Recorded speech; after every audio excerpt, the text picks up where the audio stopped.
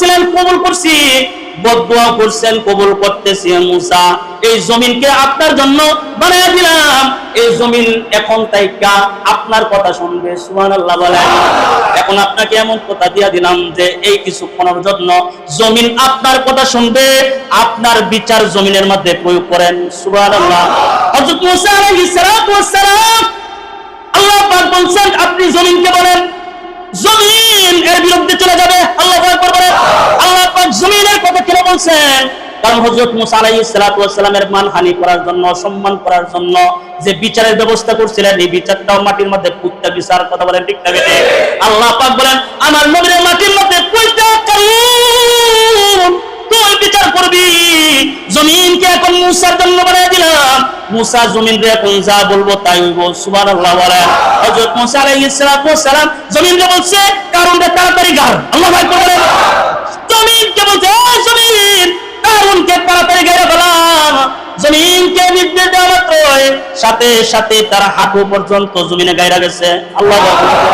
এখন এবার তো কারণ তো কয় মুসা মস্কারি করো, জাদু তো ভালো শিখছ, এত জাদু দরকার কি? কথা বল ঠিক না বেঠিক?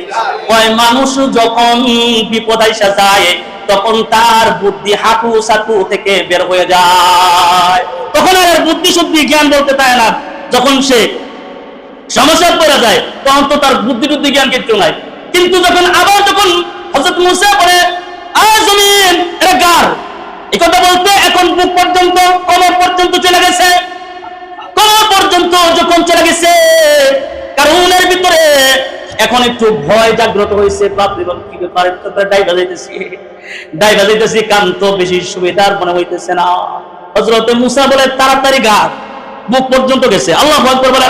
বুক পর্যন্ত যাওয়ার পরে এবার কারণ বলে আল্লাহ নবী মুসা বল করছি, অন্যায় করছি, তোমার সম্মানে হান করছি, আমারে মাফ করে দাও। কিন্তু আল্লাহর একটা নির্দেশ আছে, এটা হইলো আল্লাহর গজব যখন চলে আসে, যখন এটা বাস্তবিক হয়ে যায়, বাস্তবায়ন যখন হয়ে যায়, তখন হাজার দোয়া করলেও এই গজব আল্লাহ তাআলা সরায় না। কথা বলেন ঠিক কিনা?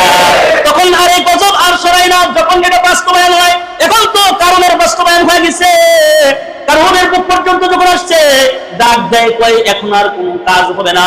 হযরত মুসা তো রাগ বেশি, আবার কয় জমিন আর ফুকার, এটা কইতে একবারে তার মাথা বরাবর একবারে মাথাটা একবারে জমিনের ভিতরে গাইরা গেছে। তার মানে তার অস্তিত্ব, তার দেহ এখন আর জমিনে, এখন আর তার জমিনের মধ্যে নাই। মুফাসসিরিনে কেরাম তিনারা তাফসীর লিখছেন, মুহাদ্দিসিনে কেরাম হাদিসের ইবারত এনে শাগরিদ এনে মুফাসসির মুহাদ্দিসিনে কেরাম তারা লেখেন ওই কারণ যতক্ষণ পর্যন্ত জমিনে ছিল তার সম্পদ জমিনের মধ্যে ছিল, কারণ যখন তার মাথা পর্যন্ত জমিনের সাথে বহুমান হয়ে গেছে, একবারে লেগে গেছে, ওর যতগুলো সম্পদ ছিল ওই সম্পদগুলো কারণের সাথে আল্লাহ তাআলা জমিনে দাবায়া দিছে। তাহলে এই যুগে যুগে যারা তার সম্পদকে সংরক্ষণ কইরা সঞ্চয় করে রাখবে, আল্লাহর রাহে খরচ করবে না, আল্লাহর সিদ্ধান্তের বাইরে চলবে, কারণের যে অবস্থা হয়েছে আপনি আমার এমন অবস্থা হইতে বেশি দিন লাগবে না। ঠিক না ঠিক? মুআজ্জাজ মুহতারাম, আল্লাহ রাব্বুল আলামিন আমাদের উপরে কিছু জিনিসকে ফরজ করেছেন, যেমন নামাজ, রোজা, হজ এবং যাকাত। মানুষ নামাজকে মূল্যায়ন করে, এজন্য মানুষ নামাজ পড়ে। কতটুকুন পড়ে চেষ্টা করে নামাজটা যেন তার পরিশুদ্ধ হয়, সুন্দর হয়, সেটা সুন্দর করে রাখার জন্য, করার জন্য সে অবিরাম তার চেষ্টা, তার ফিকির সে চালিয়ে যায়। নামাজে যাতে কোনো ভুল ত্রুটি না হয় সেক্ষেত্রে সে অনেক সতর্কবান। কিন্তু আল্লাহ জাল্লা শানুহু আম্মা নাওয়ালুহু তিনি আমাদের উপরে যেমন নামাজকে ফরজ করেছেন, নামাজকে মানুষ যেভাবে 5 ওয়াক্ত নামাজটা সঠিকভাবে আদায় করার চেষ্টা করে, এজন্য চেষ্টা করে যাতে করে সেই ইবাদত করে আল্লাহমুখী হওয়া যায় এবং আল্লাহ তাআলাকে সে যেন সন্তুষ্ট করতে পারে এবং জান্নাত কামাই করতে পারে, এই অবিরাম চেষ্টা সে প্রতিদিন চালিয়ে যায়। কিন্তু নামাজের মতোই নামাজের পরে যার অগ্রাধিকার, যার স্থান আল্লাহ পাক নামাজের পরে দিয়েছেন। আমরা নামাজে তেলাওয়াত করি, মাঝে মাঝে আমরা এই আয়াতের সাথে সবাই পরিচয় বহন করি। এই আয়াতটা সকলের পরিচয় বহন করে এবং এই আয়াতটা সকলের পরিচিত একটি আয়াত, যে আয়াতটা আমরা সব সময় শুনি, ওয়া আকিমুস সালাতা ওয়া আতুজ, জানেন কিনা? হাফেজ সাহেব না হইলেও কিন্তু এই আয়াতটা সবাই বলতে পারে, ওয়া আকিমুস সালাতা ওয়া আতুজ যাকাতা। নামাজের পরেই যার স্থান সেটার নাম কি? যাকাত। মানুষ নামাজ সুন্দর করে পড়ে, কিন্তু যাকাত দিতে গেলে মানুষ বিলম্ব করে, যাকাত দিতে গেলে মানুষের কষ্ট লাগে।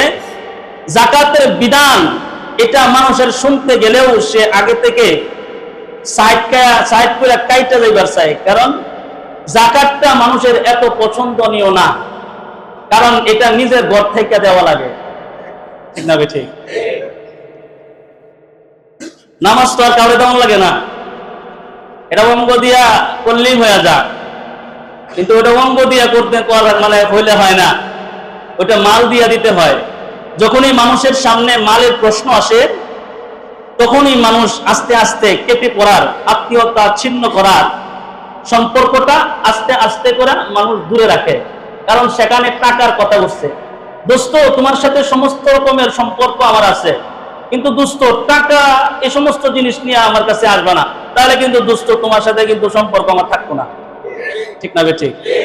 সব ধরনের প্রেম প্রীতি ভালোবাসা দোস্ত তোমার লগে আছে, কিন্তু দোস্ত তুমি কিন্তু আয়সা টাকা আমাকে আমার কাছে চাইও না দোস্ত, সব দিতে পারবো কিন্তু ওইটা তোমার দিতে পারবো না দোস্ত, ওকে কাইটা পড়ো। মানুষও যাকাত বিষয়টাকে আস্তে আস্তে এটাকে কেটে দিতে চায়, এটার সাথে মানুষ সম্পর্ক রাখতে চায় না। সম্পর্ক মালের, সম্পর্ক সম্পদের, সম্পর্ক টাকা, এ কারণে এটার সাথে মানুষ পরিচিত হয় কম। কিন্তু যাকাত যে দিতে হবে, এটা যে ইসলামের একটি রুকুন, এটা যে আমাদের উপরে ফরজ বিধান, এটা সবাই জানে কিন্তু মানে না। সবাই জানে কিন্তু আমি আর কিছু কই, রোজা রাখছিলাম নি আল্লাহ নি, আমি রোজা রাখছি না, রোজা কি আপনারা একবার রাখছেন না আমিও রাখছি? আমার সাথে কথা বলতে পারবেন না ইনশাআল্লাহ? কষ্ট হবে? একটু কথা বললে একটু সুন্দর করে বুঝতে পারবেন, আমাদের তো বুঝবেন না। আর নাহলে যে ওই যে আমাদের ব্রয়লার মুরগির মতো আমাদের বেতন লাগবে সবারই, ঠিক না বেঠে? ওইটাকে যাবাই কাজ করা এই ভাই জবাই হয়, যাবাই করে ওই ভাই হয়, ঠিক না বেঠে? তখন একটু মজবুত কথা হয়, তখন দেখবেন যেটা জবাই করবে সিট চাপ করে, মাঝে মাঝে গলা কাটটা যায়, হ্যাঁ ভরে উঠবে, ঠিক না বেঠে? কারণ তার দিলের মধ্যে পাওয়ার আছে, শক্তি আছে, ঠিক না বেঠে? আল্লাহ তাআলা আমাদের দিলেও তো রোজার একটা পাওয়ার দিচ্ছে কি দেয় নাই? এটা উপরে যা মরা মরা দেখলে কি বউ, রোজা রাখা যখন মানুষ গরম হয়ে যায়, তখন তার সাথে বড় গরম আর কি হয় না, হ্যাঁ বিশাল গরম হয়ে যায়, দেখলে বোঝা যাচ্ছে সে রোজা রাখছি আজকে। যে গায়ে মুরব্বি রোজা রাখছেন নি, রোজা না রাখলে বেটা আমি রোজা দিছি, কারণ মেজাজ করা থাকে, গরম থাকে। ইমানটাও ঠিক এরকম, যখন এটা ভিতর থেকে যখন আস্তে আস্তে এটা উঠতে থাকে, তখন হঠাৎ করে আল্লাহর প্রেমের দরিয়ায় সাগরে যখন সাঁতার মেরা উঠে, তখন ঈমান একবারে ওই রকম যে মুরগিগুলাকে আমরা গ্রামে লালিত পালিত করি, জবাই করার পরেও যেরকম ধরবে, আল্লাহর মুজাহিদ, আল্লাহ তাআলার প্রেমের যারা অন্বেষী, এদেরকে যখন গুলিও করা হয়, এদেরকে যখন ভাবে ফাঁসির মঞ্চে উঠানো হয়, তখন এরা ওই রকম মুরগির মতো দৌড় দেয়, জীবন চলে যাবে, আল্লাহর দুশমনদের জমিনে আমাদের কতল করতেই হবে। তখন একটা ভাব তার ভিতরে চলে আসে কি আসে না? আসে। সেজন্য যাকাত আমাদের উপরে সুন্নত, বলেন সবাই জানি, তার মানে আমারটা ভুল না? অবশ্যই ভুল। আমারটা কি? যাকাত কি? আমি তোমার জন্য কমু এরকম, যাকাত ফরজ, সুন্নত না তো? আচ্ছা, তাহলে নামাজ যেরকম ফরজ যাকাত, হজ যেমন ফরজ যাকাত, রমজানের রোজা যেমন ফরজ যাকাত। ও মাই গো, সব জায়গার মধ্যে খালি সওয়াব কামাই করবার চাই, হুজুর রোজা রাখছি সওয়াবের উদ্দেশ্যে, আল্লাহ তাআলাকে খুশি রাখুন। আরে বেটা, রোজা নামাজের পরে, হজের পরে এমন একটা ইসলামী হুকুম, এমন একটা বিধান আল্লাহ তাআলা রাখছে, এই বিধানটা পালন করলে আল্লাহর রাসূল বলেন দাখালাল জান্নাহ, সরাসরি জান্নাতে যাবে। রাসূল গ্যারান্টি দিবেন, যাকাত যে ব্যক্তি দিবে, মান আদ্দা যাকাতা মালিহি, রাসূল সাল্লাল্লাহু আলাইহি ওয়াসাল্লাম বলছেন যে তার সম্পদ থেকে যাকাত আদায় করলো, যাকাত প্রদান করলো, যাকাত দিল, রাসূল বলেন দাখালাল জান্নাহ, সে জান্নাতে চলে গেল। কি বুঝলেন? খালি কি এত না, এত কিছু আপনার দিতে হবে, আপনার বাড়ি ঘর লেখা আল্লাহর নামে দেয়া দাও না। আল্লাহ বলছে বান্দা আমি তোমার জন্য একবারে সামথিং অল্প কিছু লেখা রাখছি, সুবহানাল্লাহ, এত বেশি না। বান্দা তোমার মালটারে 40টা ভাগ করবা, আমার একটা মাল আছে, মালটারে আমি 40টা ভাগ করছি, 40টা ভাগ করার পরে আল্লাহ বলেন বান্দা এখান থেকে একটা ভাগ খালি সরাও, সুবহানাল্লাহ বলুন, আরেকটু জোরে বলেন না সুবহানাল্লাহ। বান্দা তোমার 40টা ভাগ থেকে একটা ভাগ সরাও, 39টা ভাগই তোমার, আর একটা ভাগ আমার সন্তুষ্টি, আমার সন্তুষ্টির জন্য কত দরিদ্র গরিব মিসকিনকে একটু দিয়ালাম, সুবহানাল্লাহ। আল্লাহ আমি যে দিমু আমারে দিবা কি, আমি তো কষ্ট করে অর্জন করছি। আল্লাহ তাআলা বলে বান্দা যদিও তুমি কষ্ট করে উপার্জন করছো, দিছি কে? আমি দিছি, তাও আমি বলবো না বান্দা তুমি এই যে 1% দিলা না আমার লাগা, এই 1% দেওয়ার কারণে বান্দা আমি তোমার আত্মাকে পরিশুদ্ধ করব আর তোমার সম্পদকেও পবিত্র বানায় দিব। যাকাত দিলে দুইটা কাজ করে, একটা হলো আত্মা পরিশুদ্ধ হয়, নম্বর 2 হইলো তার সম্পদ পবিত্র হয়, সুবহানাল্লাহ। ওই সম্পদে সুদ ঢুকতে পারে না, ওই সম্পদে বাটপার ঢুকতে পারে না, ডাকাত ঢুকতে পারে না, ওই সম্পদটা আল্লাহ বলেন বান্দা আমি নিজে নিরাপত্তা দিলাম। কে দিছে নিরাপত্তা? আল্লাহ তাআলা বলেন বান্দা ওটা নিরাপত্তা আমি দিলাম, তুমি যাকাত দিবা, তুমি পবিত্র করে সম্পদটা তুমি পবিত্র করে রাখবা, এটার পাহারাদারি আমি আল্লাহ করব। যার পাহারাদারি আল্লাহ নেই, এই সম্পদ নষ্ট করার মতো দুনিয়ার কোনো ক্ষমতা কারো আসেনি। আল্লাহ পাক বলেন দেখো বান্দা একটু সুন্দর করে তোমরা বুঝবা, তোমরা যে যাকাতটা দিবা কারে দিবা? তোমার বউরে, তোমার সন্তানকে, তোমার বাইরে, তোমার দাদা রে, নানা রে? না বান্দা আমি যাকাত কারে কারে দিবা আমি এটাও বান্দা তোমার কয়ে দিতেছি। কে বলে দেয়? আল্লাহ বলে দেয়। আল্লাহ বলেন বান্দা কোন কোন জায়গায় তোমার যাকাত দিতে হইব এগুলো আমি তোমার বর্ণনা কইরা বলতেছি, তুমি শোনো। আল্লাহ বলেন ইন্নামাস সাদাকাতু, নিশ্চয়ই যাকাত বা সাদাকা কাদের জন্য? আল্লাহ বলেন লিল ফুকারা, ফকিরের জন্য। যাকাতের 8টা খাত আছে। কয়টা খাত বাবা? আরো জোরে বলেন। আমরা ইন্দা বাচ্চা শুননি না, মরিচুরি গেলাইনি, মরিচুরি দেয়নি, একটু ঘুমবাদটা আখিরাতের কাজে লাগতো নাইনি, আখিরাতের কাজে লাগি এটা আমাকে মুন্তইব। আমি ওখানে যাকাত দিতাম, এটা আমি জানতাম নাইনি, তাহলে কি আমার যাকাত হইতো নি? জোরে কোপা আমার যাকাত কিন্তু হইতো নাইনি, কারণ কিতা আমি যাকাত কোন জায়গায় দিতাম ওটা আমি নিজেই কইরালাম না, তো আমি যাকাতটা দিমু কই, আমার যাকাত আদায় হইতো নি, যাকাত আদায় হইতো নাইনি। এজন্য কইরা কিতা আল্লাহ কইরা যে হুনো বান্দা তুমি কোন কোন জায়গায় যাকাত দিতা এটা আমি আল্লাহ কইয়া দিলাম, তুমি হুনুকা। সুবহানাল্লাহ। কোন আর আমরা মুনতে রাজি নাইনি, হুনবা কে কে হুনবা কাকে? মাশাআল্লাহ। আপনার দেখছেন নি একটু জজবা নাইলে কি হইতে নেই, রাগ করে নেনি মাঝে মাঝে, বুঝুন যে কিতা মাত মাথা বুঝি না কা। যাই হোক আমি যে কথা বলতেছিলাম তার মধ্যে হচ্ছে আল্লাহ তাআলা বলছেন যাকাত কারে দিবা, 1 নম্বর খাতের কথা কে বলছেন? জোরে বলেন কে বলছেন? আমাদের একজন রব আছে, তার নাম কি? উপরে যিনি বসে আছেন তিনার নাম কি? আল্লাহ। মানুষ তো এটা লইয়াও সিমদামি করে, এটা লইয়াও খাদ্যানি বের করে। একজন আমির হামজারে বলছে হুজুর এটা তো উপরের নির্দেশ। আমির হামজা কইছে যে আমি তো বর্তমান এই কুষ্টিয়ার জন্য আমি নিজেই উপরওয়ালা, ঠিক না বেটি? উনি যে সিস্টেমে বুঝাইতে চাইছে আমির হামজাও ঠিক একই সিস্টেমে তারে বুঝাইছে, কিন্তু কিছু রকমের মানুষ রমজান ধরে ছাড়ে নাই, এটা এইরকম ভাবে পেঁচাইতে পেঁচাইতে আর খাদ্যাইতে খাইতে চুলকাইতে এমন বড় বানাইছে তারা বানাই লাইছে আল্লাহরে, নাউজুবিল্লাহ বলে। অথচ একজনে বুঝাইছে হুজুর উপর মহলের নির্দেশ, এটা তো আমরা পারি না। আমির হামজা এমপি কইছে না, এই কুষ্টিয়ার ভিতরে আমার চাইতে বড় উপরওয়ালা কেউ নাই, আমি কুষ্টিয়ার উপরওয়ালা। এখানে তিনি বলেছেন যে আমার চাইতে বড় নেতা তো কুষ্টিয়ার ভিতরে নাই, আমি বর্তমান, ঠিক না ঠিক? তাহলে যাই হোক, আমিও আর বলতেছি যে উপরওয়ালা, আবার কেউ মনে করে হুজুর কি দুতলার কথা বললো কিনা, ঠিক না ঠিক? ভাই কথা বললেও ডর লাগে, পরে কি করে কই বুঝে দুতলার কথা কইছে বলে হুজুর। ভাই আমি কি দুতলার কথা বলছিনি? উপরওয়ালা বলতে একজনকে বুঝাই, সে কে? আল্লাহ। আল্লাহ তাআলা বলেন ইন্নামাস সাদাকাতু লিল ফুকারা, যাকাত খাওয়ার প্রাপ্ত অধিকার যিনি রাখে, সে আখ্যাতের মধ্যে এক নাম্বার যিনি আছেন তিনি হচ্ছেন ফকির। তিনি কি? ফকির। ফকির হচ্ছে সে ব্যক্তি যে ব্যক্তি তার নিজের মৌলিক চাহিদাকে, হাজতকে পূরণ করতে অক্ষম, যে তার মৌলিক চাহিদা খানা দানা যে কোনো বিষয় হোক, এগুলো বিষয় এই চাহিদাগুলো পূরণ করতে সে কি? অক্ষম। আল্লাহ বলেন এইসব মানুষকে তোমরা যাকাত প্রদান করো। মাঝে মাঝে টিমুম কিছু মাসালা নিয়ে আসে, মাঝে মাঝে হাসি উঠে, মাসালা শুনলে আপনারা হাসবেন, হুজুর আমি কি আমার বড় জায়গা দিতে পারবো নাকি? হাস্যকর না? জোরে বলেন না।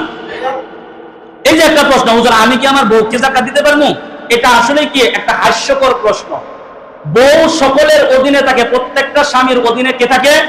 বউ থাকে। বউকে লালন পালন করা, বউকে দেখাশোনা করা, বউয়ের যাবতীয় যা কিছু দরকার এগুলো সবকিছু পালন করা দায়িত্ব হলো স্বামীর দায়িত্ব।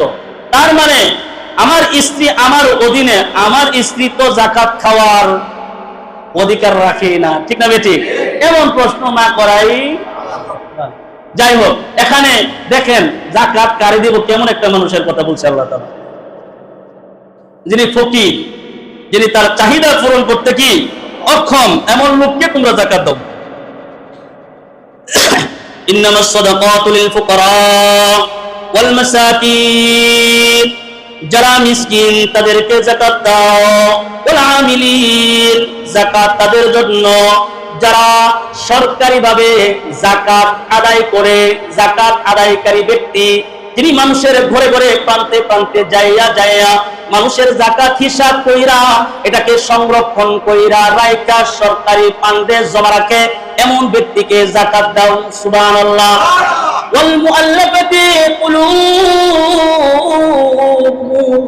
আল্লাহ তাআলা বলেন যারা লোক মুসলিম, ইসলামের প্রতি যার দিল আকৃষ্ট, ইসলামটাকে প্রিয় মনে করে তার বাড়ি ঘর সব ছেড়ে দিল, বাবা মা ছেড়ে দিল, সম্পদ ছেড়ে দিল, সন্তানাদি তাকে দূর করে তাড়ায় দিল, তার মানে হলো দুনিয়াতে আল্লাহ ছাড়া তার আর কেউ, আল্লাহ পাক ছাড়া দুনিয়াতে তার আর কেউ রইল না, সব কিছু বিসর্জন দিল ইসলামের জন্য। আল্লাহ পাক বলেন ইসলামে আকৃষ্ট করার জন্য এমন মানুষকে তোমাদের যাকাতের টাকাটা প্রদান করো। শুধু তাই নয়, মুফাসসিরিনে কিরাম তিনারা লিখেছেন, তিনারা বলেন শুধু নব মুসলিম নয়, যারা ইসলামের জন্য যারা বিধর্মী, এখনো ইসলামে যারা দাবিত হয় নাই, কিন্তু ইসলামের ধর্মের কাজ চার উপরে চলতেছে, দাওয়াত চলতেছে, মনে হয় এই মাত্রই মনে হয় যে ইসলামে সে প্রবেশ করবে, ইসলামটা তার কাছে ভালো লেগেছে, এমন অবস্থা তার মাঝে চলে এসেছে। আল্লাহ বলেন এই সমস্ত মানুষকে তোমার যাকাতের মাল প্রদান করো। কি হবে? ওই সমস্ত মানুষকে যখন যাকাতের মাল প্রদান করবে তখন তারা মনে করবে ইসলাম একটা সমঝোতা, ইসলাম একটা সমতার দিয়ে, ইসলামে ঢুকলে পরে মানুষের অভাব থাকে না। আমার বাড়ি, আমার গাড়ি, আমার সম্পদ আমি সব কিছু আল্লাহ পাকের জন্য ছেড়ে দিলাম, ইসলামের ভিতরে ঢুকলাম, আমার আল্লাহ বিধান দিয়ে দিলেন বান্দা ইসলামের ভিতরে ঢুকলে এখন যা, ইসলামের জন্য সব কিছু বিসর্জন করে দিলি, আমি আল্লাহ পাক যাকাতের একটা ফাউন্ড রেখে দিলাম, এই যাকাতের ফাউন্ড থেকে যদি তোকে পরিপূর্ণ যাকাত দেওয়া হয়, বান্দা দরিদ্রতা অভাবী বলতে পৃথিবীতে কোনো অভাব থাকবে না। আমাদের দেশে এমন কিছু ধনী আছে, এমন কিছু সম্পদশালী মানুষ আছে, আমি শতকরা শুধু কয়েকজন মানুষের কথা বলে, এখানে বাংলাদেশে কত কোটি মুসলমান আছে? 18 কোটি মুসলমান আছে। 18 কোটি মুসলমানের কথা বলবো না, আমাদের বাংলাদেশে শুধু নাম করা 50,000 মানুষের কথা বলে যারা সম্পদশালী, এই সম্পদশালী মানুষগুলো যদি যাকাত দিত তাহলে আমার মন কয় বাংলাদেশ অভাবতে দূর হইয়া দরিদ্র মোচন হইয়া বাংলাদেশ একটি শিল্প কলাতে উপনীত হতো। এমন মানুষ আমাদের এই দেশের ভিতরে আছে, একজন যদি যাকাত দেয় 1000 মানুষের অভাব সাথে সাথে দূর হয়ে যাবে।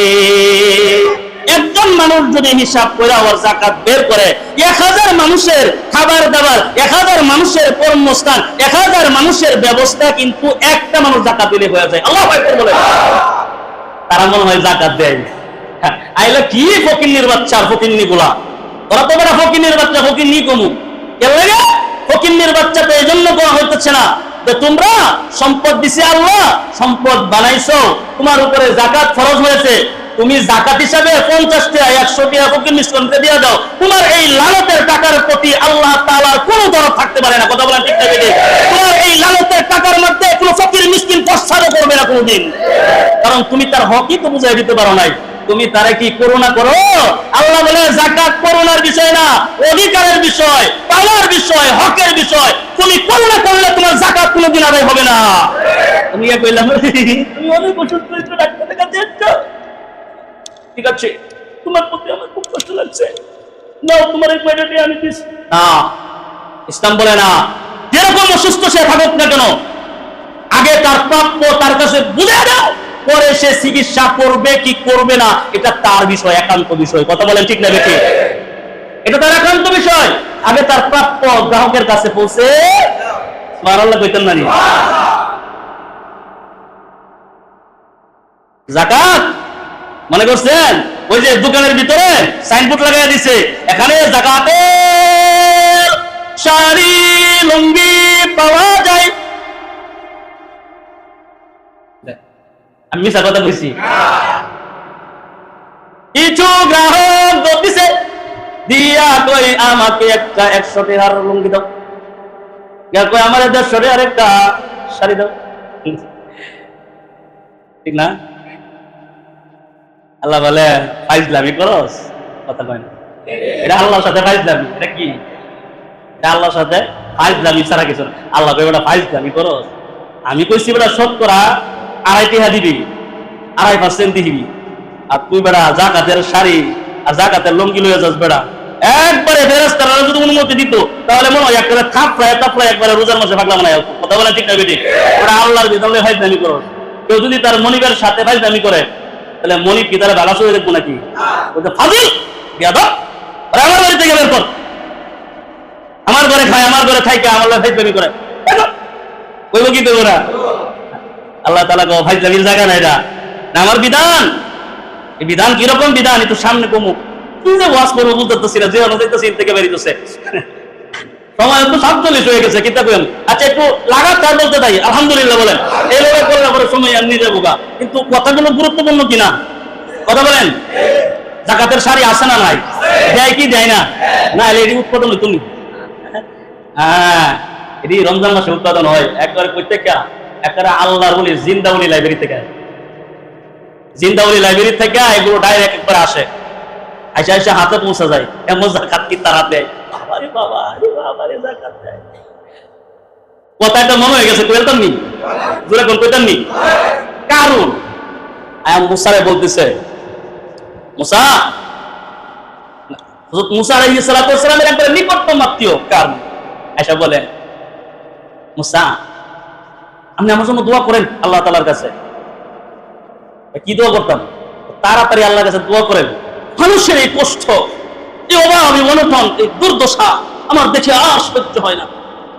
আপনি দোয়া করেন আল্লাহ তাআলার কাছে দ্রুত, আমি যেন অনেক সম্পদশালী টাকা হই, মানুষের দরিদ্রতা, মানুষের কষ্ট দুঃখ সব কিছু এই দরিদ্রতা মোচন করে আমি সুইস ব্যাংকে পাঠাই দিই। আমাদের দেশে এরকম নির্বাচনের আগে কয় কি কয় না? তারপরে টাকা পয়সা সুইস ব্যাংকে যায় কিনা? পাইনি আমরা। মুসা আপনি খালি দোয়া করেন, এটা অভাব অনটন দরিদ্রতা কিচ্ছু থাকতো না, সব কিছু বেগমপাড়া আর সিঙ্গাপুর আর সুইস ব্যাংকে আমি পাঠাই দিব। মুসা আলাইহিস সালাতু ওয়াস সালাম কইতেছে, আচ্ছা মানুষের কল্যাণের জন্য তার এত দরদ এত টান, আচ্ছা ঠিক আছে। আল্লাহ তুমি কারণ অনেক টাকা দিও। সুবহানাল্লাহ। নবী তো দোয়া করছে, দোয়া কবুল হয়েছে। কারণের তো সম্পদ হয়েছে, কেমন সম্পদ হয়েছে যে কারণের সম্পদ রাখার মতো কতগুলো গুদাম আছে, এটার কোনো ঠিক ঠিকানাই নাই। এত গুদাম সম্পদ রাখার জন্য, টাকা পয়সা রাখার জন্য এত গুদাম হয়েছে, এত টাকা সম্পদ দিচ্ছেন যেগুলো এগুলো যে রাখে, এটা কতগুলো গুদাম আছে এটার কোনো হিসাব নাই। এত শুধু তাই না, হযরত মুসা আলাইহিস সালাম বলেন এই কারণকে আল্লাহ তাআলা এত সম্পদ দান করেছিলেন। 18টা উট, বর্তমান জামানায় এক একটা উট হলো এক একটা ট্রাক। আল্লাহু আকবার। বর্তমান জামানায় এক একটা উট হলো এক একটা ট্রাক। এত সম্পদ দিয়েছিলেন, 18টা উট বহন করতে পারে। 18টা উট বহন করার মতো চাবি শুধু গুদামের ছিল, এই চাবিকে বহন করার জন্য 18টা উট লাগতো। এত সম্পদ আল্লাহ পাক রব্বুল আলামিন কারুনকে দিয়েছিলেন। কারুন যখন সম্পদের মালিক হয়ে গেল, তখন তো গায়ে থেকে খালি বুঝেননি মুসাফা করলে বুঝতেন না কিছু ভাব হয়ে গেছে, এরকম বুঝতেছেন নি? কারণের ভাব সাবে মনে হচ্ছে। এরকম করতে করতে অহংকার আস্তে আস্তে চিন্তা করলো, কিরে মুসা হইল ফকির, মুসা হইল ফকির, মুসা করে কমি মাদ্রাসা, এরে মুসা খায় জাকাতের টিয়া, ইয়ার পিছনে এত মানুষ কে? তো মুসার পিছনে এত মানুষ দেখা এখন তো কারণের মাথা ঠিক নাই। আমার এত সম্পদ, আমার পিছনে মানুষ নাই, জাকাত খাওয়া মৌলবীর পিছনে মানুষ, এটা তো হইতে পারে না। এর জনপ্রিয়তা কিভাবে নষ্ট করা যায় এই চিন্তা তার লাগছে। নাউযুবিল্লাহ বলেন। এখন তো মুসা আলাইহিস সালামের বিরুদ্ধে যারাই যা গোপরে গিয়ে টিহা কামা, আরো বেশি কইবা, আরো বেশি বলবা, তাহলে পিছনে পিছনে গিয়া তারা বিরোধী করে এগুলো টাকা দিয়ে আরো উস্কায়া দেয়। মুসা আলাইহিস সালাম এগুলো জানতে পারছেন, জানার পরে কারণে বলে, কারণ তুমি কি ছিলা? স্মরণ করে দিবার জন্য বলতেছি, কি ছিলা জানো না? যে মালিক সম্পদ দিতে জানে, ওই মালিক সম্পদ নিতেও জানে। স্মরণ করে দিলাম।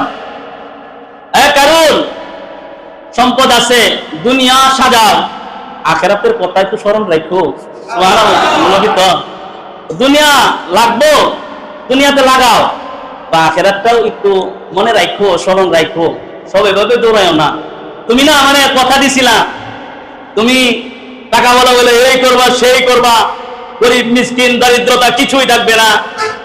এখন তো দেখতেছি তাদের পিছন থেকে চুষে চুষে তুমি আরো নিতেছ। এবার কি দিবাকরের কথা, এখন তো টাইনে টাইনে নিতেছ ক্ষমতার বড়াই কইরা। সব কারণ আমার পিছনে লাগছো। আল্লাহু আকবার কইতেন না? আমার পিছনেও লেগে গেছো, সম্পদ আছে বিদায় সাবধান হয়ে যাও, পরিণতি ভালো হবে না। একটু দেখিয়া একটু বুঝাইয়া দিছে, একটু বাতাল দিয়া দিছে। তো হযরত মুসা আলাইহিস সালাম ওনার পিছনে কারণ লাগাই রয়েছে যে তারা কিভাবে জনপ্রিয়তা নষ্ট করা যায় আর আমার পিছনে সমস্ত মানুষ আনা যায়, এই চেষ্টা তার অবিরাম চলতেই থাকে, চলতেই আছে। হযরত মুসা আলাইহিস সালাম ওনার সাথে এখন আর কারণ কথা বেশি কয় না, আসেও না।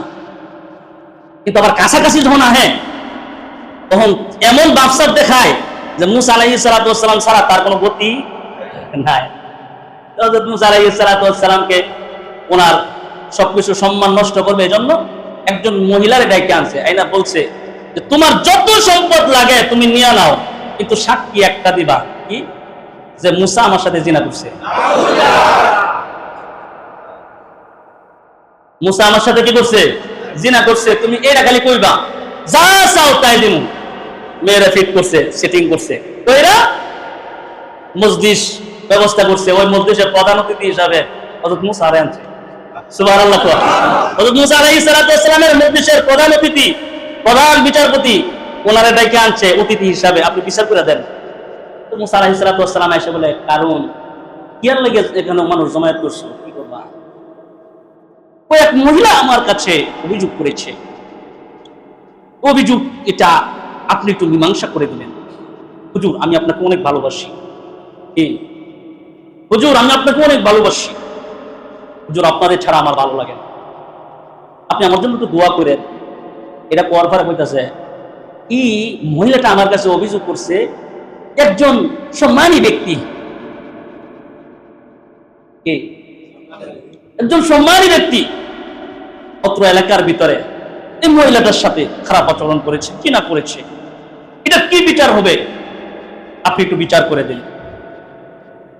বলছে জিনা করছে কে? পুরুষে, বিবাহিত? হ্যাঁ বিবাহিত।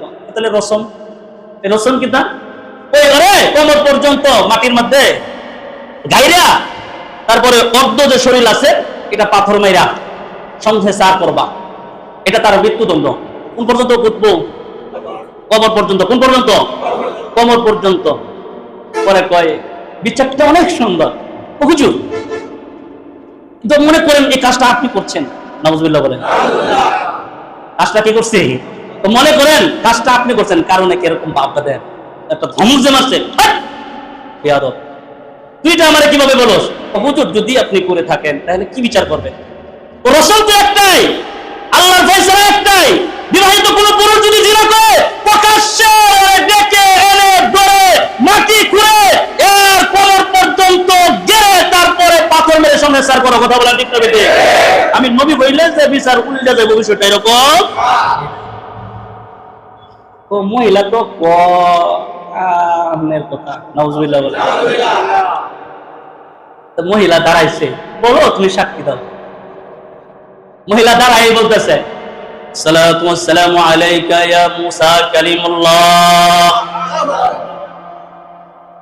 আপনার উপরে দুরূদ এবং সালাম শান্তি বর্ষিত হোক। আমাকে শিখানো দেওয়া হয়েছে, শিখিয়ে দেওয়া হয়েছে আমি যেন আপনার বিরুদ্ধে সাক্ষী হয়ে দাঁড়াই, তাহলে যা চাইমু তাই দেবো। আমি তো আমার ইজ্জত আর আমার ঈমান আমি বিক্রি করতে পারি না, আমি আমার ইজ্জতও বিক্রি করতে পারি না, ঈমানও বিক্রি করতে পারি না, ওইটা আমারে শিখায়া দিছে। এই কথা যখন বলছে হযরত মুসা আলাইহিস সালাতু ওয়াস সালামের কলিজার মধ্যে গিয়ে লাগছে। হযরত মুসা আলাইহিস সালাতু ওয়াস সালাম যেমন দুটো হাত তুলে মালিকের কাছে দোয়া করছিলেন, আল্লাহ কারণকে সম্পদের মালিক বানায় দাও। হযরত মুসা একটু রাগী মানুষ, সাথে সাথে যখন তার রাগটা বেশি হয়ে গেছে সাথে সাথে বদদোয়া করছে। বদদোয়া করে কয়, আল্লাহ যাকে দোয়া কইরা সম্পদের মালিক বানায় দিলাম, তুমি তারে সম্পদের মালিক বানাইলা, ওই মানুষ যখন আমার সম্মানের উপরে আঘাত করে, আমার মর্যাদার উপরে আঘাত করে, আল্লাহ এই জালিমটারে তুমি ধ্বংস করে দাও। আল্লাহু আকবার বলেন। আল্লাহ পাক বলেন, হে মুসা দোয়া করছিলেন কবুল করছি, বদদোয়া করছেন কবুল করতেছি। মুসা এই জমিনকে আপনার জন্য বানায় দিলাম, এই জমিন এখন তাইকা আপনার কথা শুনবে। সুবহানাল্লাহ বলেন। এখন আপনাকে এমন কথা দিয়া দিলাম যে এই কিছুক্ষণের জন্য জমিন আপনার কথা শুনবে, আপনার বিচার জমিনের মধ্যে প্রয়োগ করেন। সুবহানাল্লাহ। হযরত মুসা আলাইহিস সালাতু ওয়াস সালাম আল্লাহ পাক বলছেন আপনি জমিনকে বলেন, জমিন এর বিরুদ্ধে চলে যাবে। আল্লাহু আকবার বলেন। আল্লাহ পাক জমিনের কথা কেন বলছেন? কারণ হযরত মুসা আলাইহিস সালাতু ওয়াস সালামের মানহানি করার জন্য, সম্মান করার জন্য যে বিচারের ব্যবস্থা করছিলেন, এই বিচারটাও মাটির মধ্যে পুঁততে বিচার কথা বলেন ঠিক না? আল্লাহ পাক বলেন আমার নবীর মাটির মধ্যে পুঁততে কারণ তুই বিচার করবি। জমিনকে এখন মুসার জন্য বানিয়ে দিলাম, মুসা জমিনকে এখন যা বলবো তাই হইব। সুবহানাল্লাহ বলেন। হযরত মুসা আলাইহিস সালাতু ওয়াস সালাম জমিনকে বলছে কারণটা তাড়াতাড়ি গাড়। আল্লাহু আকবার বলেন। জমিনকে বলছে জমিন কারণকে তাড়াতাড়ি গাড়া ফেলাম। জমিনকে নির্দেশ দেওয়া মাত্র সাথে সাথে তার হাঁটু পর্যন্ত জমিনে গায়রা গেছে। আল্লাহু আকবার। এখন এবার তো কারণ তো কয় মুসা মস্কারি করো, জাদু তো ভালো শিখছ, এত জাদু দরকার কি? কথা বল ঠিক নেবে। কয় মানুষ যখন বিপদ আইসা যায় তখন তার বুদ্ধি হাঁটু সাটু থেকে বের হয়ে যায়, তখন আর বুদ্ধি শুদ্ধি জ্ঞান বলতে পারে না। যখন সে সমস্যা পড়ে যায় তখন তো তার বুদ্ধি টুদ্ধি জ্ঞান কিচ্ছু নাই। কিন্তু যখন আবার যখন হযরত মুসা বলে জমিন এটা গার, এই কথা বলতে এখন বুক পর্যন্ত কবর পর্যন্ত চলে গেছে। কবর পর্যন্ত যখন চলে গেছে কারণের ভিতরে এখন একটু ভয় জাগ্রত হয়েছে, বাপরে বাপ কি ব্যাপার, ডাইভা যাইতেছি কাম তো বেশি সুবিধার মনে হইতেছে না। হযরত মুসা বলে তাড়াতাড়ি ঘাট, বুক পর্যন্ত গেছে। আল্লাহু আকবার বলেন। বুক পর্যন্ত যাওয়ার পরে এবার কারণ বলে, এ আল্লাহর নবী মুসা, ভুল করছি, অন্যায় করছি, তোমার সম্মানে হান করছি, আমারে মাফ করে দাও। কিন্তু আল্লাহর একটা নির্দেশ আছে, এটা হইলো আল্লাহর গজব যখন চলে আসে, যখন এটা বাস্তবিক হয়ে যায়, বাস্তবায়ন যখন হয়ে যায়, তখন হাজার দোয়া করলে এই গজব আল্লাহ তাআলা সরায় না। কথা বলেন ঠিক কিনা? তখন আর এই গজব আর সরায় না, যখন এটা বাস্তবায়ন হয়। এখন তো কারণের বাস্তবায়ন হয়ে গেছে, কারণের বুক পর্যন্ত যখন আসছে, ডাক দেয়, কয় এখন আর কোনো কাজ হবে না। যদি মুসা তো রাগ বেশি, আবার কয় জমিন আর কুকার, এটা কইতে একবারে তার মাথা বরাবর, একবারে মাথাটা একবারে জমিনের ভিতরে গাইরা গেছে। তার মানে তার অস্তিত্ব, তার দেহ এখন আর জমিনে, এখন আর তার জমিনের মধ্যে নাই। মুফাসসিরিনে কেরাম তিনারা তাফসীর লিখছেন, মুহাদ্দিসিনে কেরাম হাদিসের ইবারত এর সাগরেদ এনে মুফাসসিরিনে মুহাদ্দিসিনে কেরাম তারা লেখেন, ওই কারণ যতক্ষণ পর্যন্ত জমিনে ছিল, তার সম্পদ জমিনের মধ্যে ছিল। কারণ যখন তার মাথা পর্যন্ত জমিনের সাথে বহুমান হয়ে গেছে, একবারে লেগে গেছে, ওর যতগুলো সম্পদ ছিল, ওই সম্পদগুলো কারণের সাথে আল্লাহ তাআলা জমিনে দাবায়া দিছে।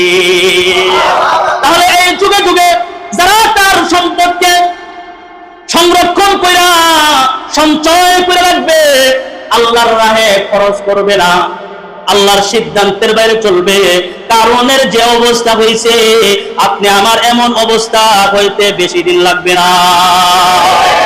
ঠিক না? ঠিক। এজন্য যাকাত এমন একটা বিধান, যে বিধানটা ছোট মোটো কোনো বিধান না।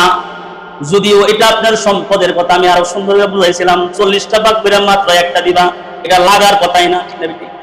এটা তো আমার মনের ভিতরে লাগার কথা না, কারণ 40টা ভাগের একটা ভাগ,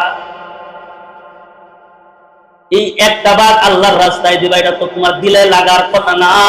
আল্লাহ বলেন তোমার উপরে যাতে করে কঠোরতা অবলম্বন না হয়, তোমার যাতে কষ্ট না হয়, এই ফয়সালা আমি আল্লাহ দিছি, যাতে কইরা তুমি তোমার সম্পদ এবং নিজেকে পরিশুদ্ধ করতে পারো। সুবহানাল্লাহ। আল্লাহ তাআলার বিধান কত সুন্দর। আল্লাহ তাআলা বলেন, ইন্নামাস সাদাকাতু লিল ফুকারা ওয়াল মাসাকিন ওয়াল আমিলিন। 1 নম্বর ফকির পাবে, 2 নম্বর যারা মিসকিন তা পাবে, 3 নম্বর যারা আমিলেন, যারা সরকারি ভাবে যাকাতের কার্যক্রম করে কর্মচারী, তারা পাবে। ওয়াল মুআল্লাফাতি কুলুবুহুম, যারা মুসলিম কিংবা যারা ইসলামের প্রতি এখন আকৃষ্ট হবে, ইসলামের ভিতরে প্রবেশ করবে, তাদের জন্য আল্লাহ তাআলা যাকাতের বিধান রাখছেন। তারপরে আল্লাহ তাআলা বলেন, ওয়াফির রিকাব, দাস মুক্তি। এই দাস মুক্তিটা নবীর যুগে ছিল। কথা বলেন ঠিক না? বেদে নবীর যুগে দাস মুক্ত করতো, এই যুগে কি দাস মুক্ত করান যাইব? কিন্তু আল্লাহ এই বিধান কি রহিত হয়ে যাইব? হয় না। মুফাসসিরিনে কেরাম বলেন, ওয়াফির রিকাব, দাস মুক্তির কথা আল্লাহ তাআলা বলছেন। মুফাসসিরিনে কেরাম তারা তাই না কথাগুলো এইভাবে দিয়ে আসছেন, দাস মুক্তি আবার কয়াদি মুক্তি। সুবহানাল্লাহ। যারা যুগের পর যুগ গরিব মানুষ, টাকা পয়সার অভাবে জেলখানায় পড়ে আছে না নাই? মামলা সামলা একজন উকিল দইরা যে সে নিজে বের হবে, এরকম অবস্থা তার ভিতরে নাই। অথচ মানুষটার কোনো অপরাধ নাই, নিরপরাধ মানুষ বছরের পর বছর জেলখানায় ভোগ করতেছে। ওই জেলখানা থেকে বের হওয়ার জন্য, মুক্তির জন্য তুমি তোমার যাকাতের টাকা তাকে প্রদান করো। সুবহানাল্লাহ। এই যাকাতের টাকাটা তুমি তাকে প্রদান করো, তাতে করে সে উকিল দইরা যেভাবে সে যেন মুক্ত হইতে পারে, এই জন্য তুমি তোমার যাকাতের টাকাটা তুমি তারে দিবা। সুবহানাল্লাহ। সুবহানাল্লাহ। তাহলে এই টাকাগুলা তুমি তারে দিবা, তার মুক্তির জন্য দিবা, তার পাশে গিয়া দাঁড়াইবা, তার পাশে দাঁড়াইবা, টাকা পয়সা দিবা। এই আয়াতটা তোমার জন্য কনস্টেবল হয়ে যাবে। সুবহানাল্লাহ বলেন। ওয়াফির রিকাবি ওয়াল গারিমিন, আল্লাহু আকবার বলেন। ওয়াল গারিমিন, যারা ঋণগ্রস্ত, কি যারা ঋণগ্রস্ত মানুষ, তাগুরে যাকাত দিবা। সুবহানাল্লাহ কইতেন না? যারা ঋণগ্রস্ত মানুষ তাদেরকে যাকাত দিবা। তার মানে এখন বর্তমান যারা 10 তলা বাড়ির মালিক, যে 5 তলা বাড়ির মালিক, যে 2 তলা বাড়ির মালিক, যে 1 তলা বাড়ির মালিক, এই মানুষটাও কিন্তু এখন ঋণগ্রস্ত, যাকাত দেওয়ার মতো ভাব নাই। ঠিক না ঠিক? হুজুর জিগাইতেন কেমনে? সবাই টাকা পয়সা লোন লয়া বাড়ি করছে, ঠিক না ঠিক? সবাই টাকা পয়সা লয়া লোন করছে, লোন দিতে দিতেই তো কিনার হয় না, যাকাত দিব, ঠিক না ঠিক? আল্লাহ বলছেন এই সব মানুষের যাকাত দিবা, কথা কয় না? কারা যাকাত দিবেন? কারে? বাবা বাবা কিছু কই না কেন লাগে? আরে কি মুক্তিরা বলছো, একটু কিছু কই না। না, এই হিসাব করতে গেলে তো সবাই কি যাকাত খাওয়ার অধিকার রাখে, উপযোগী হয়ে যা, কিন্তু না, তারা তো লোন করে আইনা করছে, ঠিক না বেটি? তারা চাইলে বছরের পর বছর যাকাতের মালিক হতে পারতো, নিজেরা মাথার মধ্যে কোরআন মারছে, কথা কয় না? এখন এই যে টেহা পয়সা টানতে টানতে রাইতার দিন একেবারে মাথার চুল থাকতেছে, কথা কয় না ঠিক না? নজুয়ার যুবক আছেন তখন দাড়ি থাকতেছে, লোনের টিয়ার লাগে বাড়ি ছাড়া বাড়ি থাকতা কিনা, আবার এখানে স্টিকার লাগাই দিছে এই বাড়ি অমুক ব্যাংকের অধীনে আছে, ঠিক না ঠিক? অধীনে বুঝেন নাই? যাই হোক, আল্লাহ তাআলা বলছেন যারা ঋণগ্রস্ত, যারা কি, আল্লাহ পাক বলছেন প্রকৃত পক্ষে যারা ঋণগ্রস্ত হালাল পাবে, কিভাবে? হালাল ভাবে যারা ঋণগ্রস্ত, এমন মানুষগুলোরে যাকাত দিয়া দাও। আল্লাহ পাক বলেন এগুলো যাকাত দিলে আল্লাহ খুশি হয়ে যায়। ওয়াল গারিমিনা ওয়া ফি সাবিলিল্লাহ, আল্লাহ তাআলা বলেন ওয়া ফি সাবিলিল্লাহ, তোমরা আল্লাহর পথে যাকাত দাও। সুবহানাল্লাহ। আল্লাহর পথে যারা চলে দিন কায়েমের জন্য, ইসলামটারে একটু উপরে উড়ানোর জন্য, ইসলামের জন্য যারা কাজ করে, দিনের জন্য যারা কাজ করে, আল্লাহর কোরআনের জন্য যারা কাজ করে, আল্লাহ বলেন ওই সব খাতের মধ্যে তোমাদের যাকাতটা প্রদান করো। সুবহান। এখন কিছু গন্ড মূর্খ বেরিয়েছে, বললেও তো মুখ নষ্ট হয়ে যায়, এইভাবে বলবো না, এমন ফতোয়া বের করছে, ফতোয়া বের করে কওমি মাদ্রাসায় যাকাত দেওয়া যায় না, নাউজুবিল্লাহ বলে ডাইরেক্ট কওমি মাদ্রাসায় যাকাত দেওয়া হারাম, এটা আয়াত হয়ে যায়, আয়াত হয়ে যায়। আল্লাহর পথে দেওয়ার জন্য বলছে, যে আয়াতের মর্ম যদি বুঝতো, এইটা 2 টাকার ফাকনা মৌলবি তাদের ফতোয়া দিতে পারতো না। ফতোয়া মেরে দেবো না, ফতোয়া বুঝলি, ফতোয়া কারে কয়? আইলে তোমার আগে জিজ্ঞেস করবো ফতোয়া কারে কয়, উত্তর দেওয়ার পরে হইলো কথা, আগে সুন্দর করে ফতোয়া কারে কয় উত্তর দিতে হইব, এরপরে কথা হবে, এর আগে কোনো কথা নাই। আল্লাহর রাস্তায় দিতে হবে, ফি সাবিলিল্লাহ, আল্লাহর রাস্তায় দিবেন।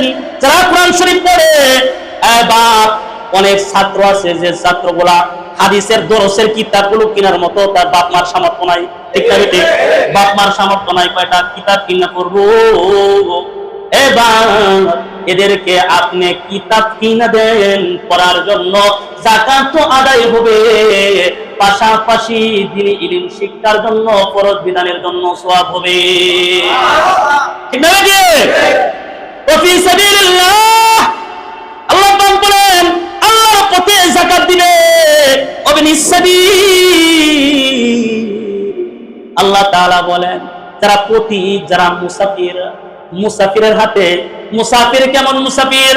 এমন মুসাফির যে মুসাফির সম্পদ টাকা পয়সা তার এখন আর কিছুই নাই, চলার মতো ভাবনা তার এখন নাই, অনেক দূর প্রান্তে চলে গেছে, চলার বড় কষ্ট হয়ে যাইতেছে, এমন মুসাফির প্রতীক মানুষকে যাকাত দাও। আল্লাহ বলেন এই 8টা খাতে তোমরা যাকাত দিলে তোমাদের যাকাত আদায় হয়ে যাবে। তারপর আল্লাহ তাআলা বলেন ফরিদাতান মিনাল্লাহ,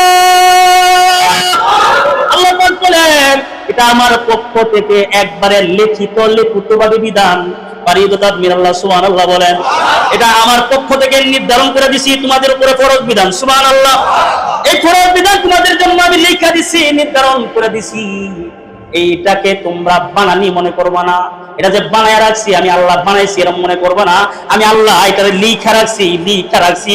দুনিয়া যতদিন থাকবে এই লেখাটা ততদিন পর্যন্ত থাকবে। আল্লাহু আল্লাহু আল্লাহু আল্লাহু আলিমুন হাকীম। আল্লাহ বলেন আমি সব জানি, সব বুঝি, সব জ্ঞান আমার ভিতরে আছে, আমি সব কিছু জানি, সব কিছু দেখি, সব কিছু বুঝে। এইগুলা বান্দা তুমি যদি দাও, আমি আল্লাহ পক্ষ থেকে তোমার উপরে যে যাকাতের বিধান দেওয়া হয়েছে এই 8টা খাতে খুঁজা বের করে যদি যাকাত দিতে পারো, বান্দা তোমারে তো পরিশুদ্ধ করব, তোমার সম্পদকেও আমি পবিত্র করব, এবং তোমার সম্পদ এবং তোমাকে আমি আল্লাহ তাআলা নিজে হেফাজত করব। আর যারা বলেন সুবহানাল্লাহ। এজন্য আল্লাহ তাআলা বলেন, বন্ধু খুয মিন আমওয়ালিহিম সাদাকাতান তুতাহহিরুহুম ওয়া তুযাক্কিহিম বিহা। আল্লাহ পাক বলেন তাদের সম্পদ থেকে আপনি যাকাত আদায় করেন। সুবহানাল্লাহ। যারা যাকাত দেওয়ার অধিকার রাখে, যাদের যাকাত দেওয়ার সম্পদ আছে, তাদের কাছ থেকে আপনি সম্পদ যাকাত গ্রহণ করুন। কয় কেন যাকাত গ্রহণ করব? কয় যাকাত এই জন্য গ্রহণ করবেন যাতে তারা পবিত্র হইতে পারে এবং তারা যেন পরিশুদ্ধ হইতে পারে। সুবহানাল্লাহ। তাহলে যাকাত কাদের উপরে ফরজ? হাত যদি না উঠান তাহলে একটু চেহারা দেখতাম, আল্লাহ কি সুন্দর চেহারা আল্লাহ বানাইছে। কারা কারা যাকাত দিতে পারবে একটু হাতটা একটু দেখান। ওরে বাবা বাবা বাবা, আল্লাহু আকবার বলেন। আল্লাহু আকবার। আল্লাহর এই জমিনের মধ্যে জিরাবু বাজার বাসস্ট্যান্ড মসজিদের নিচতলার মধ্যে একটা মানুষ শুধু যাকাত দেওয়ার মতো অধিকার রাখে, আর কেউ যাকাত দেওয়ার নাই। যাকাত ফরজ হচ্ছে কার উপরে? হাত তুলেন। যাকাত কাদের উপরে ফরজ? লিল্লাহি তাকবীর। আরে যাকাত নিয়া এটা কি আমরা কাইরা নিমু কেন কি থেকে? মাঝে মধ্যে একটা হাতটা তুললেন দেখ মনে যাকাত কাদের উপরে ফরজ। ঠিকভাবে দিবেন তো যাকাত? কোন যাকাত সুন্দরভাবে দিতে পারবেন? 19টা বিষয়ে কিন্তু যাকাত আদায়, জোরে বলেন, যাকাত আদায় হবে না। একটা জিনিস সুন্দর করে বুঝবেন, যেসব সম্পদ বাড়ে, বলেন কি বাড়ে? যেসব সম্পদ বাড়ে বা আয় তৈরি করে এবং নিসাব পরিমাণে 1 বছর থাকে, সেগুলোর উপরে সাধারণত 2.5% যাকাত দিতে হবে। শতকরা 2.5 টাকা, এটা তার উপরে ফরজ। সুবহানাল্লাহ। আর একটু জোরে বলেন। তাহলে যেসব সম্পদ বাড়ে, বলেন যেসব সম্পদ বাড়ে এবং আয় তৈরি করে, আয় বুঝেননি কি? আয় তৈরি করে এবং নিসাব পরিমাণ 1 বছর নিজের কাছে থাকে, সেগুলোর উপরে শতকরা 2.5% যাকাত দেওয়া কি ফরজ। 1 নম্বর। যেসব জিনিসের যাকাত ফরজ, বলেন আগে কি বলছিলাম? আগে বলছিলাম যেসব সম্পদ বাড়ে এবং আয় তৈরি করে। নাম্বার 2, যেসব জিনিসের যাকাত ফরজ। নাম্বার 1, যার কাছে সোনা আছে, স্বর্ণ, গোল্ড যার কাছে আছে, কতটুকু? 7.5 ভরি। তুলা অনেকে বুঝে না। 7.5 ভরি, বলেন 7.5। আরো জোরে বলেন 7.5 ভরি স্বর্ণ যার কাছে আছে। কতদিন? 1 বছর। পূর্ণ 1 বছর। কয় বছর? পূর্ণ 1 বছর। নাম্বার 2, রূপা। কি? রূপা কতটুকু? 52.5 ভরি। যদি নেশাব পরিমাণে থাকে, স্বর্ণ এবং রূপা যদি নেশাব পরিমাণে থাকে, তার উপরে যাকাত দেওয়া ফরজ। সুবহানাল্লাহ বলনা। এখন আপনার কাছে 52.5 তোলা পরি রূপা আছে কিনা বাড়িতে, এটা আপনি জানেন। 7.5 তোলা স্বর্ণ আছে কিনা এটা আপনি জানেন কি জানেন না? গেলে এসব জিনিসে যাকাত ফরজ। হাতে টাকা, হাতে কি? নগদ টাকা। তারপরে ব্যাংকে জমা টাকা। তারপরে হলো সঞ্চয়, ব্যবসার মাল, দোকানের পণ্য। ব্যবসার মাল কি? দোকানের পণ্য। এইসব জিনিসের উপরে আল্লাহ পাক যাকাতকে ফরজ করছেন। সুবহানাল্লাহ বলেন। এখন আপনি হিসাব করে বের করবেন শতকরা কয় পার্সেন্ট দিবেন আল্লাহর রাস্তায়? 2.5%। ভাগ কত করবেন? 40টা। দিবেন কয়টা? 1টা। কারে দিবেন? জোরে বলেন, কাকে দিবেন? আল্লাহ তাআলাকে দিবেন। এজন্য আপনাদেরকে আল্লাহ রাসূল সাল্লাল্লাহু আলাইহি ওয়াসাল্লাম তিনি বলছেন, ফাআলিমহুম আন্নাল্লাহা তারাদা আলাইহিম সাদাকাতান তুখাযু মিন আগনিয়াইহিম ফাতুরাদ্দু আলা ফুকারাইহিম। আল্লাহু আকবার বলেন। এই হাদিসটি হযরত মুআজ রাদিয়াল্লাহু তাআলা আনহুকে যখন আল্লাহ রাসূল সাল্লাল্লাহু আলাইহি ওয়াসাল্লাম তাকে যখন ইয়ামানে পাঠাইলেন গভর্নর কইরা, তখন নবীজি এই হাদিসটি হযরত মুআজ ইবনে জাবালকে শিখাইছিলেন। সুবহানাল্লাহ। রাসূল সাল্লাল্লাহু আলাইহি ওয়াসাল্লাম বলছেন, ফাআলিম আন্নাল্লাহা তারাদা আলাইহিম সাদাকাতান, আপনি তাদেরকে জানায়া দিবেন। সুবহানাল্লাহ বলেন। তাদেরকে জানায়া দিবেন আল্লাহ পাক আপনাদের উপরে, আপনাদের সম্পদের উপরে যাকাতকে ফরজ করছেন। সুবহানাল্লাহ। তুখাযু মিন আগনিয়াইহিম, এত টেনশনের দরকার নাই। এরা যারা ধনী মানুষ তাদের কাছ থেকে যাকাত নেওয়া হবে। সুবহানাল্লাহ। আলা ফুকারাইহিম, এবং ধনীদের কাছ থেকে নিয়া গরিবদের মাঝে বিলায়া দেওয়া হবে। সুবহানাল্লাহ। সুবহানাল্লাহ বলেন। তাহলে যাকাত খাওয়ার উপযুক্ত ফকির গরিব মানুষ নিবে কার কাছ থেকে? ধনীর কাছ থেকে। দিবে কাদেরকে? ফকির মিসকিনদেরকে দেওয়া হবে। তো যাই হোক, যে কথা বলছিলাম, এই স্বর্ণ রূপার গুলো জাকাত। আবার অনেক জাকাত আছে যে জাকাত সম্পর্কে আমরা অবগত নই, আমরা জানি না। সময় একবারে কম, বললাম না, যাইতেছে রমজান মাস। আর একটু শর্টকাট বলি, আজকে রমজানের কতদিন? 16 রমজান। আর 4 দিন পরেই 20 রমজান আসবে। 20 রমজানের পরে রাসূলুল্লাহর প্রস্তুতি ছিলেন, কি ছিলেন? নবীজির প্রস্তুতি ছিলেন। নবীজি লাগাতার, নবীজির হাদিসের মধ্যে আসে, নবীজি শবে কদর পাওয়ার জন্য 1 মাস লাগাতার তিনি ইতিকাফে বসেছিলেন। সুবহানাল্লাহ। কিন্তু প্রসুদ্ধ মত যেটা সুন্দরভাবে বুঝাইতেছি, যে শবে কদর পাওয়ার আকাঙ্ক্ষা, চেতনা, জাগা অবস্থানটা রাসূল কারীম সাল্লাল্লাহু আলাইহি ওয়াসাল্লাম বলছেন এটা রমজানের শেষ 10 দিনে। সুবহানাল্লাহ। রমজানের কয় দিনে? শেষ 10 দিনে। রমজানের শেষ দশকে, শেষ 10 দিনে শবে কদর পাওয়া যায়। এখন আমরা যদি এই শবে কদর তালাশের জন্য যদি ইতিকাফ করি, তাহলে আল্লাহ তাআলা এই ইতিকাফের বদলে আল্লাহ তাআলা আমাদেরকে কি দান করবেন? এ সম্পর্কে রাসূলুল্লাহ সাল্লাল্লাহু আলাইহি ওয়াসাল্লাম তিনি বলেন, মান ইতিকাফু ইয়াওমান ইবতিগাই ওয়াজহিল্লাহ জাআলাল্লাহু বাইনাহু ওয়া বাইনান নারি সালাসা খালাদিকা আবআদা মিম্মা বাইনাল খাফিকিন। আল্লাহু আকবার বলেন। রাসূল করিম সাল্লাল্লাহু আলাইহি ওয়াসাল্লাম বলেন, যে ব্যক্তি আল্লাহর সন্তুষ্টির জন্য একদিন ইতিকাফ করবে, কয়দিন? একদিন ইতিকাফ করবে, জাহান্নামকে তার থেকে 3 খন্দক দূরে সরায় দিবেন। সুবহানাল্লাহ। আসমান এবং জমিনের দূরত্ব যতটুকু, তার জাহান্নাম তার কাছ থেকে থাকবে ততটুকু। সুবহানাল্লাহ। লম্বা বলবো না, সময় কমে, জন্য আমি শুধু ইতিকাফের এই ফজিলতটা বললাম। ইতিকাফ কারা করবে? এটা ইতিকাফ করবে যারা নিঃস্ব মানুষ, তারা। নাম্বার 2, ইতিকাফ কাদের করবে? যাদের কোনো বড় বাড়ি নাই, তারা করবে। কারা ইতিকাফ করবে? যাদের মার্কেট নাই, যাদের বড় বাড়ি নাই, ফকির মিসকিন, তারাই শুধু ইতিকাফ করবো, নাকি এরকম? জোরে বলেন। ইতিকাফ কারা করবো? সবাই। বলেন কি? সবাই করবে। এখন শুধু দৌড়ে আনে কারে? আমরা তো এটার লাগে কইতেছি, আমি একটা ফকির মিসকিনরা দৌড়ে আনি না, বেটা 10টা দিন থাক, পরে 10 দিন, তারপরে তোর কিছু দেন না। ঠিক আছে? ঠিক বেটা, যাক তুমি জান্নাতে যাইবা, তোমার জান্নাতটা ঠেলে আরেকজনকে দিয়ে দিতেছো। কথা বলেন ঠিক না বেটি? তোমার মতো ব্যাককল আল্লাহর জমিনে নাই। ঠিক না বেটি?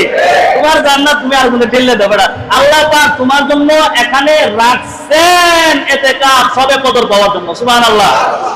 1 নম্বরে মানুষ যখন ইতিকাফে বসে তখন সে গুনাহমুক্ত থাকে। সুবহানাল্লাহ। 2 নম্বরে আল্লাহর সাথে তার দৃঢ় কল্পনা সম্পর্ক তৈরি হয়। সুবহানাল্লাহ। নাম্বার 3, ইতিকাফের অবস্থায় বাইরের তো ইবাদত সে করতে পারে না, বিবির সাথে থাকলেও তো ইবাদত। কথা বলেন ঠিক না বেটি?